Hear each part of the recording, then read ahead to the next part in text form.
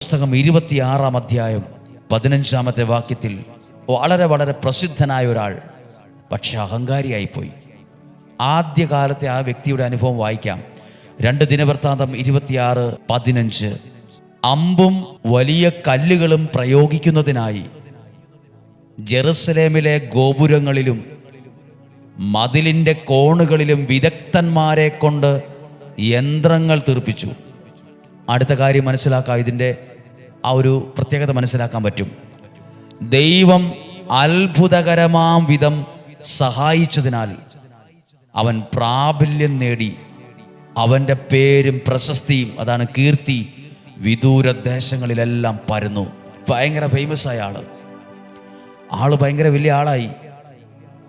ആര് സഹായിച്ചത് കൊണ്ടാ അദ്ദേഹത്തിൻ്റെ കീർത്തി വർദ്ധിച്ചത്? സർവശക്തനായ ദൈവത്തിൻ്റെ സഹായം ലഭിച്ചത്.